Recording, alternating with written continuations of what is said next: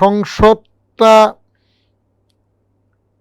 বুদ্ধিমত্তার পরিচয়, ভালো কূট কৌশল, যেটা যার বেস্ট কৌশল যে খাটায় কথা বলার মারপ্যাচের জন্য, সেটা একটা উত্তম জায়গা, কে কাকে সুন্দরভাবে আক্রমণ করবে। কিন্তু সেখানে অশালীন বিষয়ও এসে যায়। কোনো নেতা বলবেন চুপ বেয়াদব, আরেকজন হয়তো বলবে নিশি কুটুম্ব, সেটাও তো আমরা শুনেছি। তার আগে হাতাহাতি, ফাইল ছোড়াছুড়ি, সেগুলোও দেখেছি। এখন পর্যন্ত এই সংসদে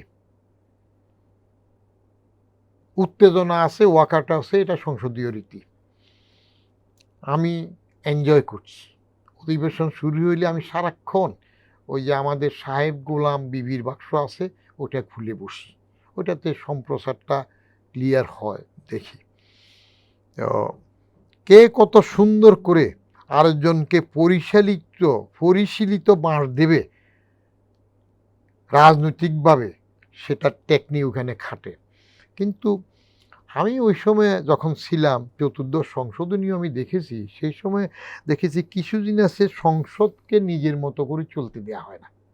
সংসদ সচিবালয় নিজে নিয়ম মাফিক অনেক কিছু করতে পারে না। মনে করেন এই যে প্রধানমন্ত্রীর প্রশ্নোত্তর পর্ব, এই প্রশ্নোত্তর পর্বগুলো কে ডিসাইড করতো? এখন কি হয় জানি না, এগুলো ডিসিশন আসতো ক্ষমতাসীন ট্রেজারি বেঞ্চের, তারা ঠিক করে। উনি কোন প্রশ্নগুলোর উত্তর দিতে চান, উনি শুধু কোন প্রশ্নের উত্তর দিতে চান সেটা না, আবার কার কার প্রশ্নগুলো ওইখানে কবুল করা হবে সেটাও সেখান থেকে ঠিক করে দেওয়া হতো। আমরা বাছাই করতাম না, ওইখান থেকে আসতো, প্রধানমন্ত্রীর কার্যালয় থেকে করা হতো। তো এখনও সেটা হচ্ছে কি না আই ডু নট নো।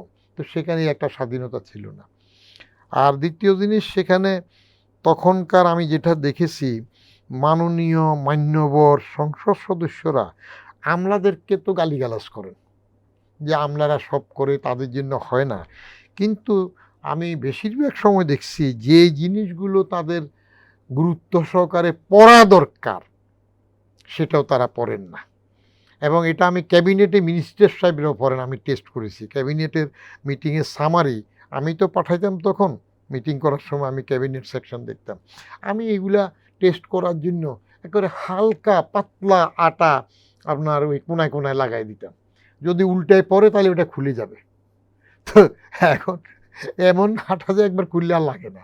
তো তাতে দেখতাম যে অনেকেই পড়ে না।